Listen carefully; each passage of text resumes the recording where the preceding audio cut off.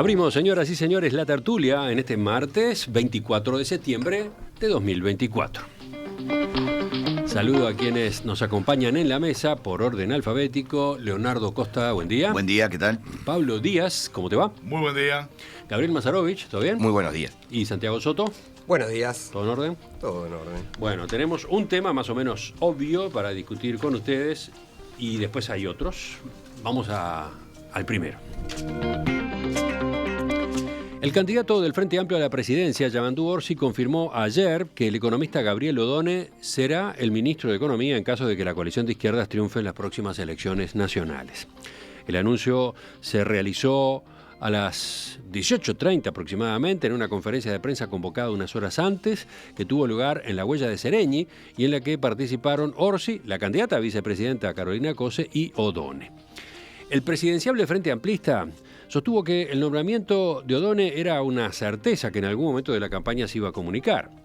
Agregó que lo lógico es que los gabinetes se constituyan una vez que el nuevo gobierno asume, salvo algunas excepciones como la de la designación del ministro de Economía. El exintendente de Canelones dijo que consideró oportuno confirmar a Odone después de haber presentado las 48 prioridades de gobierno la semana pasada en Colonia. Y después de eso consideré y considero que es oportuno, será hoy o sería esta semana, nombrar o dar la tranquilidad que la economía siempre nos exige con respecto a cómo sigue, quiénes son y para dónde vamos. Por su lado, Odone comentó que la decisión implica para él un gran honor y un desafío. Luego vinieron las preguntas de los periodistas acreditados. En la primera de ellas fue consultado Odone a propósito de la salida de capitales que se viene dando en los últimos días y que estaría motivada por preocupaciones ante la posibilidad de que fuera aprobada la reforma constitucional sobre el sistema jubilatorio que impulsan el PIT-CNT y algunos sectores del Frente Amplio.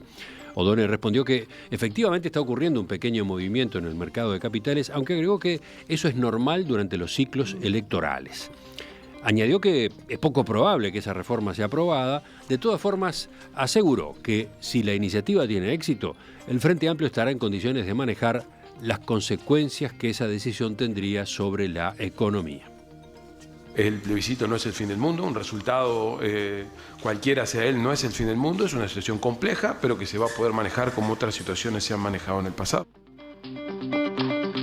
Odone enfatizó que Uruguay es un país serio, estable, previsible. Dijo que el grado inversor lo tiene el sistema democrático uruguayo y eso va a seguir existiendo cualquiera sea el resultado que tenga el plebiscito. Por supuesto que hubo algunos otros temas en la conferencia de prensa, pero paro por acá la introducción, los escucho a ustedes. Primero, sorpresa por la noticia esta dada en el día de ayer. Pregunto. ¿La esperaban? Rápida respuesta. Yo creo que en el timing fue un poco sorpresivo de alguna manera. Creo que no era algo esperable que iba a ser ayer la conferencia de prensa, ni en los sectores políticos, ni en general en la opinión pública. Dentro del propio frente, decís. Yo creo que no tan rápido, así fue bastante, una cosa bastante obvia, pero el momento no era... Sí, por ejemplo, yo recuerdo una entrevista aquí con el senador Alejandro Sánchez, donde él señalaba que el nombre del ministro de Economía seguramente se iba a ser para el balotaje. Después, ¿perdón? Si hubiera balotaje. Claro, después de la primera vuelta, después de la primera vez, con el énfasis de que el oficialismo no le iba a marcar los tiempos al Frente Amplio, ¿no?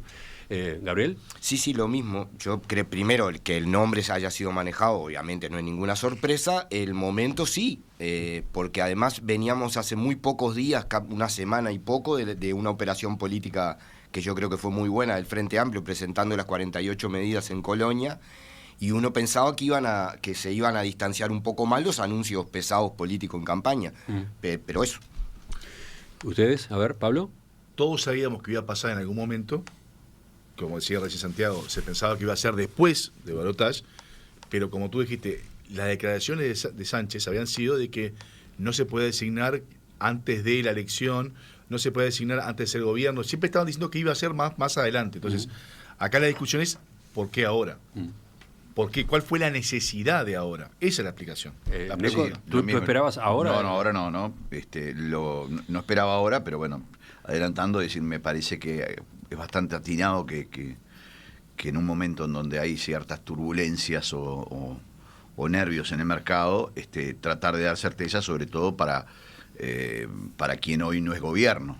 Eso no fue dicho por Orsi en la presentación de ayer, que fue muy escueta, ¿no? El anuncio fue muy breve, el anuncio sí fue muy breve. Pero Sí, con el veníamos diario... precedido de, sobre todo la semana anterior y mismo el día de ayer, Sí.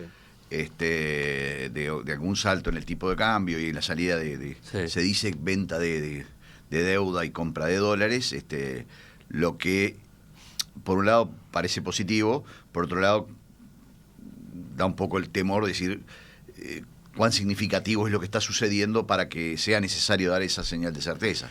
Parece que en el secretariado ejecutivo del Frente Amplio, donde Orsi había estado antes, informó de la decisión que iba a comunicar, y allí explicó que buscaba despejar incertidumbres ante la difusión en las horas previas de comentarios de analistas y corredores de bolsa, advirtiendo que la posibilidad de un triunfo de la reforma del PIT-CNT empezaba a tener efectos sobre el mercado financiero reflejados en salida de capitales y suba del dólar.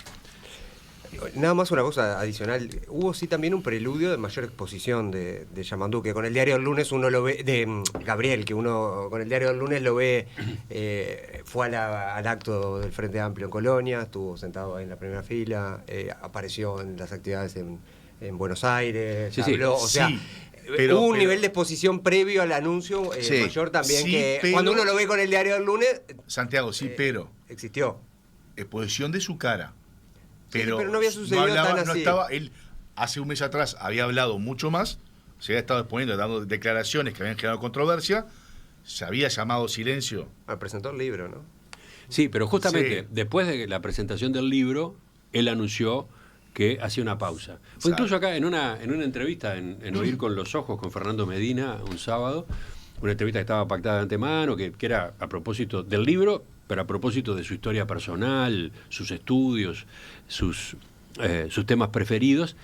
En esa entrevista O'Donnell contó que había registrado la repercusión que habían tenido algunas de sus declaraciones de los días previos, por ejemplo adentro del Frente, y había optado entonces por guardar silencio por un tiempo, ¿no? Por eso, él guarda silencio un tiempo, le levantan la presencia de él en determinados ámbitos, pero él no habla, se levanta, como tú decías, Santiago, que fue al acto, que fue a Buenos Aires, etcétera, pero él, en la opinión pública, él había frenado de hablar. Sí, en Buenos Aires, en la presentación ante empresarios argentinos, el único que habló fue Orsi. O'Donnell estaba, obviamente, en la mesa más cercana a la tribuna. No habló. Sí, en cambio, cuentan las crónicas que estuvo en los diálogos informales con En mano a mano, los empresarios, sí. con los asistentes a ese evento, ¿no? Ahí más de una vez fue él quien contestó, más de una vez fue él quien expuso, pero la presentación, la disertación fue de Orsi, ¿no? De cualquier manera no se entendía mucho, era eso como todo el mundo sabía que iba a ser él y por qué no lo decían. Eso es una cosa que también, a mí a veces la política me llama tanto la atención. Y capaz que para evitar lo interno, para evitar el ruido interno. Pero yo qué sé, era tan obvio que iba a ser eso, yo no entendía por qué guardarlo, ¿no? Es decir, todos sabemos que somos novios, pero que no quiero que se sepa, más o menos era así, ¿no? Claro. Lo que sí me parece que obviamente, primero voy a hacer una referencia personal. Yo me alegro que gente que está fuera de la política se meta en la política. Que tenga una trayectoria profesional de éxito, como es el caso de Gabriel, después de retirado de la actividad privada, diga, bueno, voy a dar este paso. Y no solo en Gabriel, estoy poniendo un montón de otros nombres que seguramente están haciendo lo mismo en un momento en donde la actividad pública genera tanta exposición personal y tanta intromisión en la vida particular de cada uno de las personas que entran en política. Alguien que lo haga no necesitando hacerlo, para mí es una buena señal para la buena política. Eso es lo que me parece que es importante. Y en Gabriel estoy poniendo un montón de otra gente que en otros partidos están haciendo lo mismo, ¿no? En un momento de tanto descrédito que hay gente que diga voy a dar este paso, no me parece menor. Y lo otro, creo sí que Gabriel representa un mínimo común múltiplo para cualquier partido, en el sentido de que es un individuo de centro, más allá que tiene una tradición de izquierda en cuanto a su juventud, pero las posiciones que mantiene o que ha mantenido dan cierta tranquilidad de que no va a haber grandes cambios si es que fuera electo presidente Yamandu Orsi. O sea, sería incluso hasta ayer cuando Labat decía estoy dispuesto a debatir, y yo decía, ¿qué debatirán tanto? Porque no creo que estén tan en desacuerdo en muchas cosas, ¿no? Yo te iba a agregar algo. O'Donnell es una persona que podría ser, capaz que a algunos compañeros no les gusta, podría ser el mínimo común múltiplo. Podría ser ministro. Discrepo. De cualquiera, sí. No, por su historia personal creo que no. Me gustaría contar un Claro. poquito quién es Gabriel O'Donnell, me parece Pero de a uno. Me digo por su actividad privada, profesional. No, yo por eso Espera, Pablo, no llegaste a terminar la frase y se Sí, sí. armó el Si me barullo guío acá. por su historia profesional, Sí. su pasado profesional, donde trabajó, lo que desarrolló, es una persona que podría ocupar un ministerio, creo que en cualquier partido político. Sí, yo por eso dije la historia personal, no, porque... No. Profesional de Si es como profesional, como asesor, podría asesorar, pero yo creo que el ministro de Economía es un rol muy político, es el más político de todos los ministros. Eso lo decía Danilo y lo reafirmo. Y si uno escucha a Gabriel O'Donnell, que también es bueno para la audiencia, quizás lo conoce como consultor de CPA, pero Gabriel tiene una larga historia política. Sí. De militancia estudiantil. De hecho, en mi historia personal yo lo conozco del Partido Socialista, que él fue afiliado hasta el 2015, participó de algunos de los eventos de convenciones, me acuerdo, donde él participó.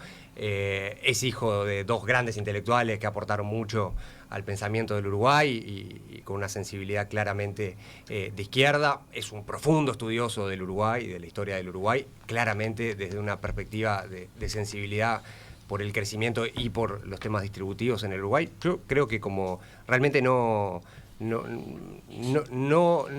soy adepto a la idea esta de que desaparecieron las diferencias entre los dos grandes bloques del Uruguay, y a la vista están en los resultados, pero además en el perfil de Gabriel O'Donnell como ministro, insisto, candidato a ministro, es un ministro. Una cosa podrá asesorar en tal área, eso de su expertise profesional, lo hacen mucho, después vienen las decisiones políticas. Recordemos la pandemia para la gente, ¿no? El Gach decía algo, pero después venían las decisiones políticas. Lo mismo pasa en economía. Para estar en el lugar se requiere una sensibilidad que yo creo que está a las claras, digamos, de la trayectoria que tiene O'Donnell en el tema. Yo igual me refería a las coincidencias en lo macroeconómico. Yo creo que en lo macroeconómico se han ido limando un montón de diferencias que hace unos años de pronto había cuestiones que podían ser discutidas. Hoy hay cosas que me parece que en Uruguay no se discuten. Sí puede haber énfasis quizás en política social y otras cosas, obviamente que eso no lo dudo, pero yo me refería cuando decía el mínimo común múltiplo, hay ciertas ideas generales sobre déficit fiscal, inflación, endeudamiento que no hay mucho, aunque podrías discrepar en lo teórico, la práctica después te lleva a ver mucho más. Sí, yo creo que ahí, en todo caso, habrán convergido para... Digamos, hay cierto consenso sobre los equilibrios A eso me macro, refería. que quizá antes no había tanto consenso en el discurso, pero los últimos grandes desequilibrios macro que tuvo este país no los tuvo con la izquierda, ¿no? Los grandes desequilibrios, las inflaciones que no había cómo frenarla, el gran déficit fiscal, los problemas, digamos, de shock del ingreso del conjunto ¿no? La crisis del 2002 no fue precisamente por... quizá el staff que estaba en ese momento, en lo teórico estaba de acuerdo con los equilibrios, pero se le fueron todos en su momento. Está bien, hubo una situación internacional, etcétera, pero también hubo una no preparación para esa situación. Digo, para no conceder, yo no creo que la izquierda haya convergido a los equilibrios macro. En todo caso, creo que hay un acuerdo sobre cómo construir. Creo que los equilibrios macros han confluido en todos los partidos. Ah, bueno, eso puede ser. Está bien. Igual, ahí va. Esa te la llevo más, por ejemplo. Igual, en la práctica. A ver, Pablo. Yo sé que insiste, Pablo, insiste. No, yo sé que puede. A ver, la palabra es capaz que puede doler a una persona de izquierda escuchar que le podemos decir que su posible ministro de Economía es una persona que se podría. No es por dolor, es porque no es cierto. Sí, bueno, yo digo lo que pienso. Que se podría llegar a adaptar. Ahora, pensar que un ministro de Economía del Frente Amplio vaya a decir en algún discurso que hay que desindexar los salarios, no me diga que es un discurso de izquierda. Yo creo que es una persona que capaz que por su historia, por su trayectoria personal, está vinculada a la izquierda, pero en la actividad privada, en su desarrollo y lo que él ha aplicado, más allá de... Yo separo la parte de historia de vida, historia personal, los antecedentes familiares, pero en su actividad privada, y cuando uno lo escucha hablar a él, es una persona que tiene una visión, no es el típico dirigente de izquierda, le guste o no le guste decirlo. aceptarlo, es una realidad. No, conoce mucho Por el algo, sector empresarial y el sector productivo de por Uruguay. algo hace ruido en ciertos sectores de la izquierda. Tú estás repitiendo casi palabras textuales en algún momento de esta afirmación recién de Constanza Moreira, ¿no? Está muy cerca, va Constanza. No, yo no estoy criticando. Te veo muy cerca de Constanza Moreira. Yo digo, Constanza Moreira, por algo le hace ruido Constanza Moreira. No, repito lo que leíamos más temprano, lo que dijo Constanza Moreira, la ex senadora Constanza Moreira, ayer en una entrevista con La Diaria. Ayer de mañana mismo, ¿no? En un momento, es una entrevista larga, pero en un momento le preguntan, ¿te gusta Gabriel Odone para el Ministerio de Economía? Y ella contesta, no lo conozco personalmente y no conozco su trayectoria, pero me parece que necesitamos un ministro de Economía político. El Frente Amplio no tiene que demostrar que puede gobernar bien la economía si lo hizo maravillosamente durante 15 años. No tiene por qué dar señales de tranquilidad a los empresarios. Los empresarios hicieron mucha plata durante los gobiernos del Frente Amplio. Los empresarios no apoyan al Frente por razones ideológicas, sino por razones pragmáticas, porque a ellos les fue muy bien. Entonces, necesitas un ministerio político y a Odone se lo ve como un representante del gran empresariado. Necesitas un ministerio que le dé pelota a la microeconomía, que construya crecimiento con una perspectiva territorial. La macro, no te digo que el Frente la maneja de taquito, pero la maneja bien. Tiene equipo, el equipo que armó Astori. Qué reivindicación del astorismo. No puedo, sí, salado. Pero creo que comete un error grande Constanza Moreira, grave error, porque lo que está haciendo, más allá que ella cuando hace la opinión creo que no tenía ni idea si iba a estar o no designado Odone, ella le está dando, como dijimos, pasto a la fiera, porque lo que está haciendo es dándole al gobierno, decir, en el Frente Amplio no hay unanimidad, qué es lo que puede llegar a pasar si el Frente Amplio gobierna, capaz que hay un sector del Frente Amplio que le hace oposición al Ministerio de Economía, capaz que vos tenés 3, 4 senadores que no le van a votar una ley. Ella haciendo ese comentario, yo no creo que sea la intención de ella, pero le hace un daño indirectamente al Frente Amplio. Bueno, y ahora sí, Gabriel, te toca. Bien, primero, que hay diferencias con Odone en sectores de la izquierda es público, notorio, obvio y escrito en los medios. Por lo tanto, sería, creo que, ridículo decir que ahora que lo designaron desaparecieron las diferencias, porque no es así. Obviamente las hay, y no en un solo tema, no solo en el tema de la desindexación. Hay diferencias, por ejemplo, con la postura sobre el puerto, hay diferencias sobre temas pesados.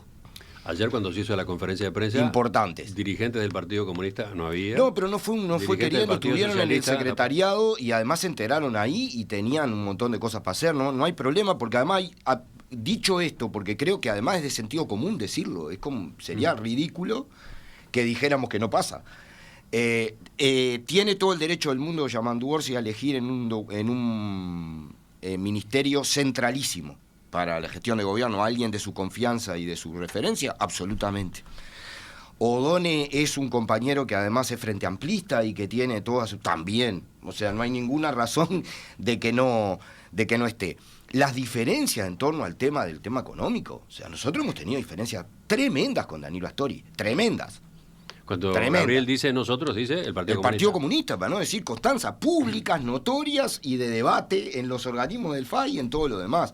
Y jamás se nos ocurrió, o se nos va a ocurrir, poner en cuestión la gestión del gobierno del Frente Amplio por esas diferencias que además son razonables y está bien que se den. Yo lo que creo que hay que hacer algunas referencias importantes. Está bien. El Frente Amplio, por suerte, tiene técnicos muy buenos y capaz que otros partidos quieren tener de ministros a técnicos del Frente Amplio. Nosotros, no se me ocurre las figuras del Partido Nacional y del Partido Colorado que se manejan para el Ministerio de Economía de ministros en los gobiernos del Frente Amplio. No se me ocurre. Y creo que ganan, que además, si gana la elección, no la gana Odone, la gana el FA, que tiene una cosa acá que se llama programa de gobierno, que construimos entre todos, sí. Que construimos entre todos, que lo votamos durante un año, durante un montón de cosas, que tiene un montón de cosas allí. Y nosotros vamos a pelear para que gane el Frente Amplio. Si gana el Frente Amplio, Yamandu Orsi va a ser presidente, Carolina va a ser vice y Odone va a ser ministro de Economía. Y vamos a pelear por la aplicación de todo este programa, en todos lados. en el Ejecutivo, en el Poder Legislativo y en la calle, que es donde se pelea. Eso quiere decir, Y vamos creo a estar que controlando. No, también. controlando no. Esto fue lo que se votó en la convención, esto fue lo que se presentó en la Convención Nacional del Frente Amplio a la ciudadanía el mismo día que se eligieron a Carolina y a Yamandú. Y esto es lo que comprometimos con la ciudadanía y no es contra el gobierno del FA. Vamos a tener que pelear contra el poder, contra los privilegios que siguen en el Uruguay, contra la desigualdad. A mí me alegró mucho ayer alguna de las cosas que dijo Gabriel Odón en la conferencia de prensa. El planteo de que va a ser central el tema del crecimiento de la masa salarial, de la atención a los salarios de más de 25.000 pesos, Y menos. de menos de 25.000 pesos en el planteo en la lucha contra la pobreza. No son iguales las cosas. O sea, vos podés tener acuerdos grandes macroeconómicos, pero yo quiero hablar, por ejemplo, en los consejos de salario, en los gobiernos del Frente Amplio, más del 70% de las veces cuando había que votar, el gobierno votaba con los trabajadores. En este gobierno, el 80% de las veces votó con los patrones. Entonces, no es lo mismo una cosa que la otra en decisiones fundamentales, centrales para la vida de la gente y para la economía. Y era actor y ministro, y eran todos los compañeros que tuvieron Pero que el ser. salario real aumentó en este gobierno.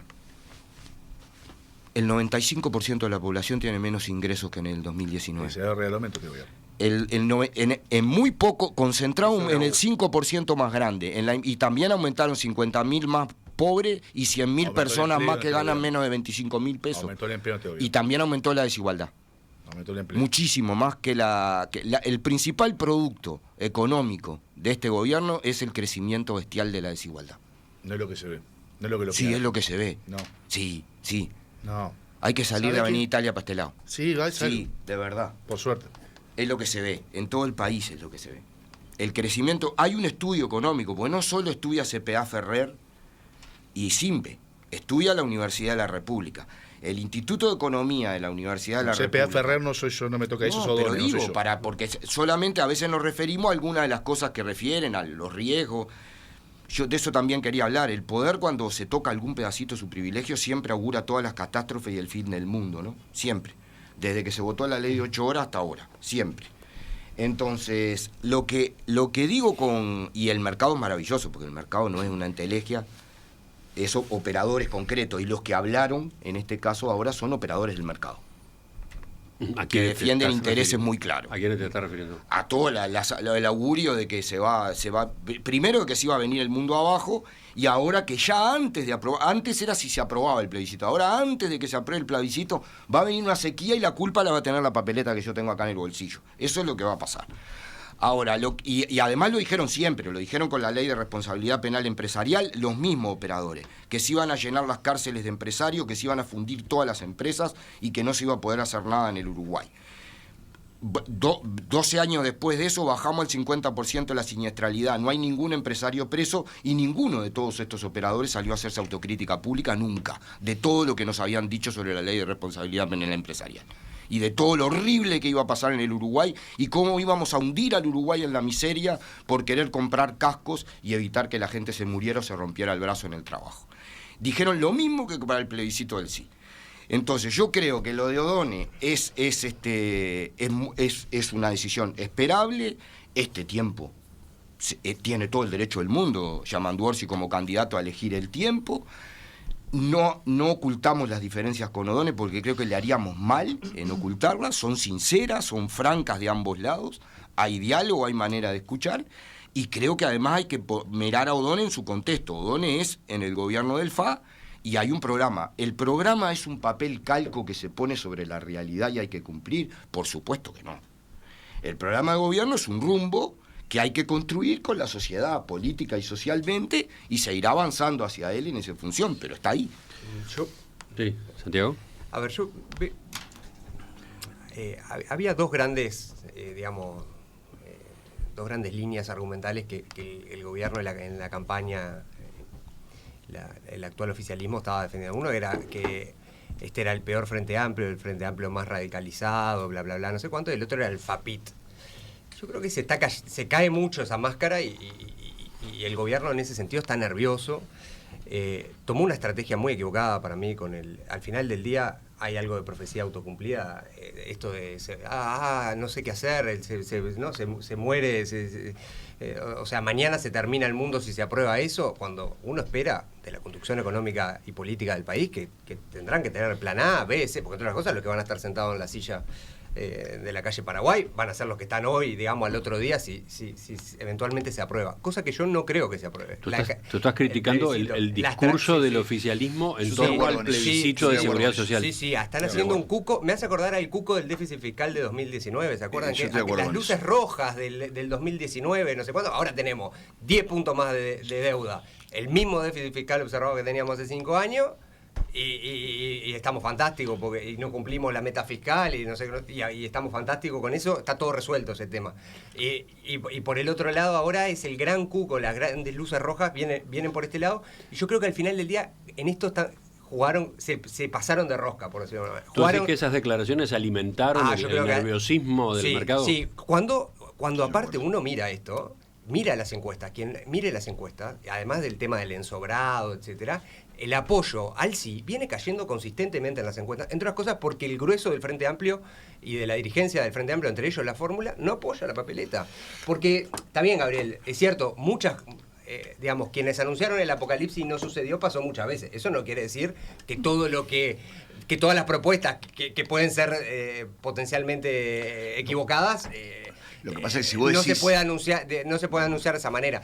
Lo que digo es, vuelvo al trillo, o sea, me parece que la estrategia digamos, de fatalismo que puso arriba de la mesa el gobierno es la que terminó dando estos resultados, que es una estrategia equivocada y que en el fondo parte de un nerviosismo por cómo el Frente Amplio se está posicionando.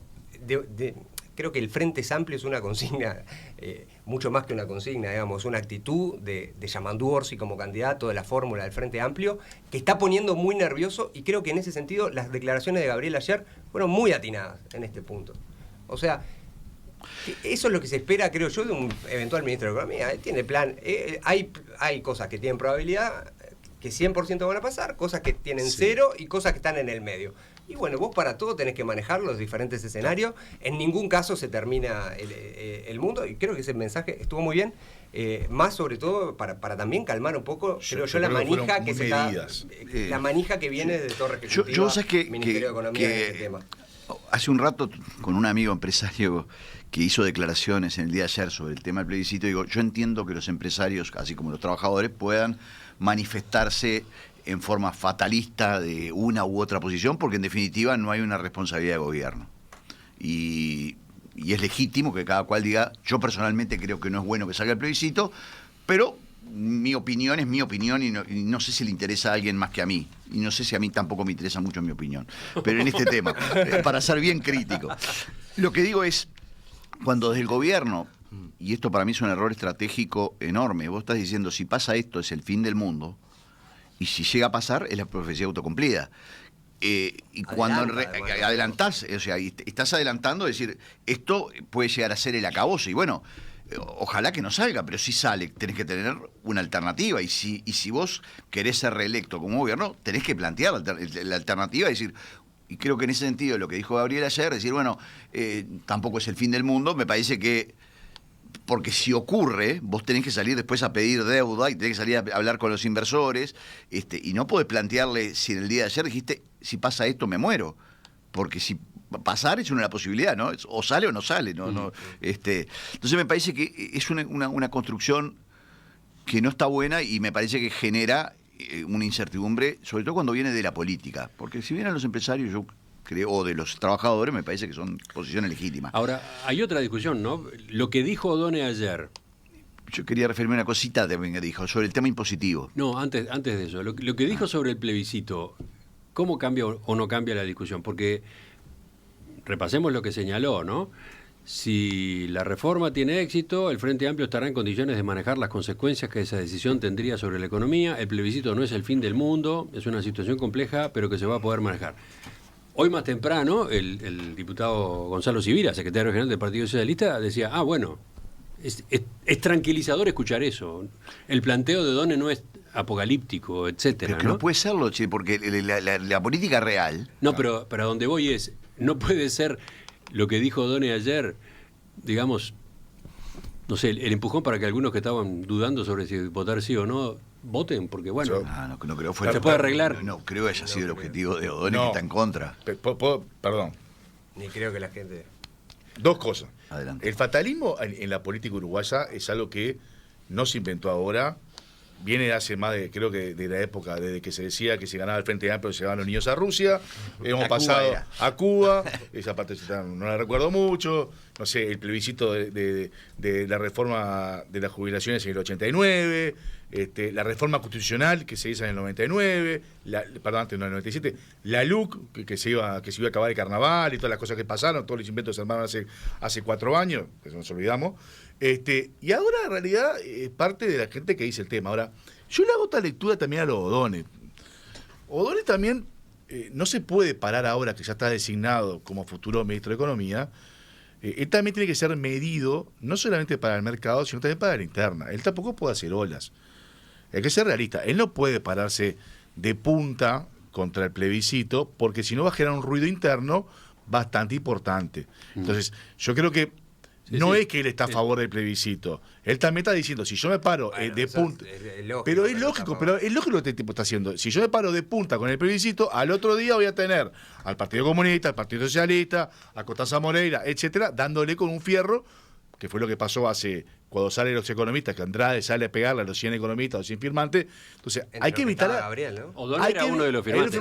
Hay que evitar hacer ola, y está bien. Él ha dicho su postura ampliamente. Pero está bien, pero no habla mal de él. Yo no digo que está hablando mal de él.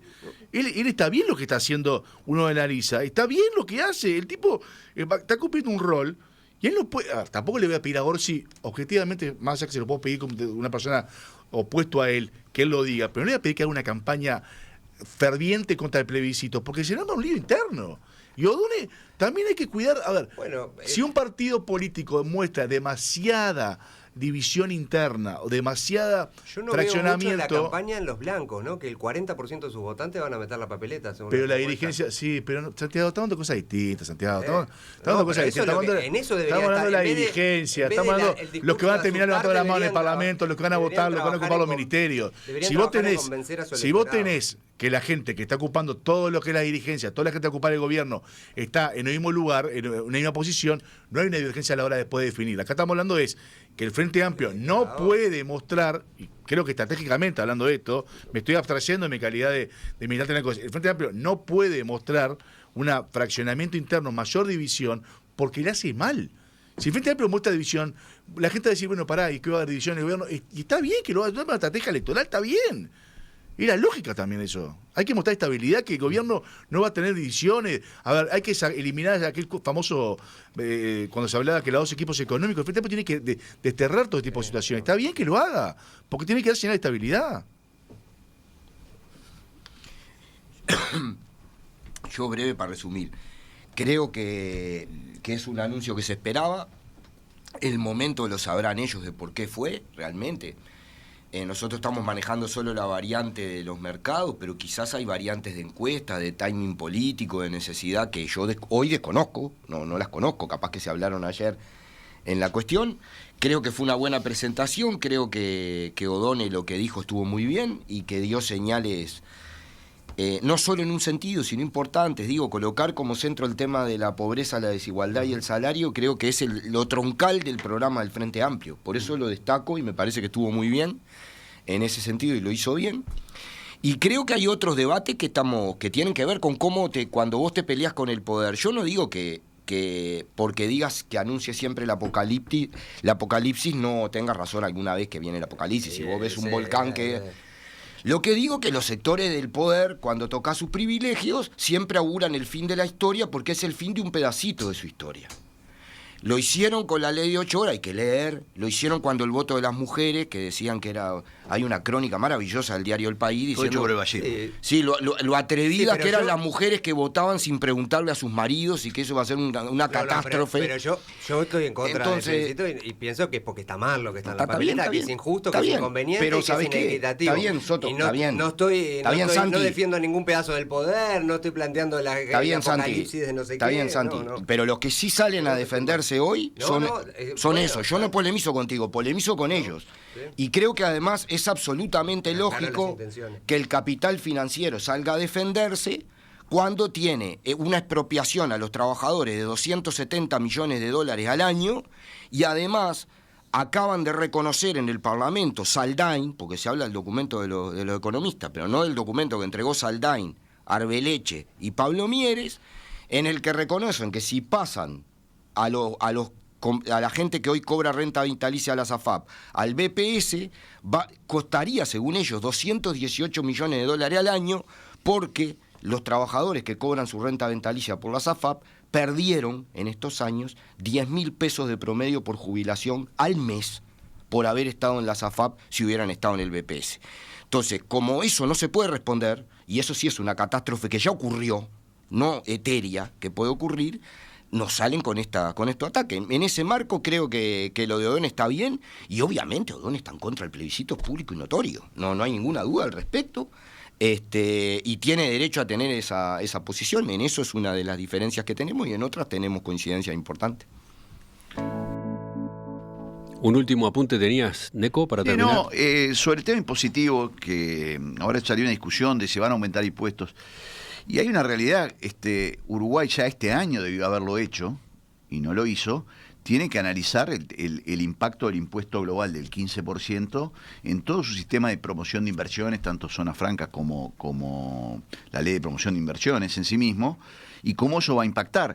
Y lamentablemente Uruguay va a tener que tomar una posición que seguramente este gobierno no lo quiere hacer ahora, pero el año que viene vamos a tener que rever el sistema de incentivos y eventualmente establecer un impuesto similar al impuesto global del 15%, sí, o un poco menos, porque hay algunas, es un tema muy complejo desde el punto de vista técnico. Pero es un asunto que ha puesto sobre la mesa Orsi, ¿no? Justamente, pero que me parece muy responsable porque es un Odone, tema... bueno, ayer también comentó. Fíjate que nosotros ya esto se está aplicando hoy en día, y esto implica un impacto de que si Uruguay no tiene una actitud proactiva en estos temas, el impuesto se lo termina llevando cualquier otro país que establezca el impuesto global, porque es un impuesto muy bien pensado para captar manifestaciones de ingresos que se obtienen exonerados en una jurisdicción. Entonces, es algo que Uruguay inexorablemente lo va a tener que ver, y eso implica un aumento impositivo, aunque no toque el resto de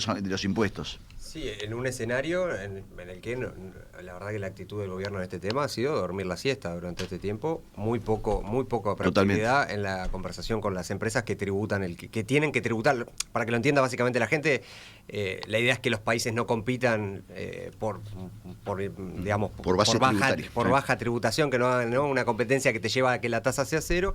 Entonces las empresas de cierto porte a nivel internacional tienen que pagar mínimo un 15%, que si no lo pagan acá, o sea, si no se lo cobramos acá, lo van a pagar en sus casas matrices o donde tengan otra residencia fiscal y negocien algunos beneficios, lo cual hace de que pierda el atractivo de venir a Uruguay en algún caso, y en otro caso de que se pierda incluso la salida de alguna empresa, que hay algún caso que ya está sonando al respecto. Correcto. Cuando hizo este anuncio Orsi en Colonia la semana pasada, puntos, sí, hubo reacciones, y una de las primeras fue la de Laura Raffo, que tuvo al día siguiente en la entrevista acá en Perspectiva. Ella señaló que esa forma de encarar el tema le sonaba a ella a que lo que iba a haber era aumento de impuestos en empresas que crean puestos de trabajo. Y por ahí arrancó una debate que después ha tenido otras voces en el mismo sentido. Pero que hay una realidad. Uruguay aproximadamente son 200 empresas que entrarían en el impuesto global. Son empresas que generan mucho empleo. Muchas de ellas son tecnológicas, otras vinculadas al software. Mismo UPM, Monte Plata. Estamos hablando, porque es para las grandes, no son para las grandes. Y esas sí, empresas, si no les cobramos acá, van a pagar en otro lado. Y el impacto tributario es mucho mayor. Porque en definitiva, como bien decía Santi, es un nivel de complejidad bastante grande, sí, pero cualquier jurisdicción que adopte... Yo lo simplifiqué, digamos, lo bajé por Rufini, digamos, perdón a los tributaristas que le gusta... No, estuviste muy bien porque es imposible explicar en una radio esto, ¿no? Alguna jurisdicción lo va a terminar haciendo. Entonces, para salvar puestos de trabajo, Uruguay va a tener que tener una posición proactiva, tratando de al menos buscar paliativos al incentivo, como es considerar algunos activos que tiene Uruguay, salarios, etcétera, pero ningún país le ha encontrado la vuelta 100%. Singapur tiene alguna idea, pero 100% ningún país le ha encontrado 100% la vuelta. Yo creo que si Laura Raffo dijo eso, o no entendió de qué estábamos hablando, lo cual me llama la atención, o la quiso patear palobol para otra discusión de cualquier otro tema. Es un tema de los países desarrollados del primer mundo que están queriendo poder cobrar a lo que se le van a los países más chicos que pueden tener incentivos de inversión. Ese en definitiva se termina pasando por eso. Sí, es un nivel muy injusto, pero es lo que es. Es lo que es.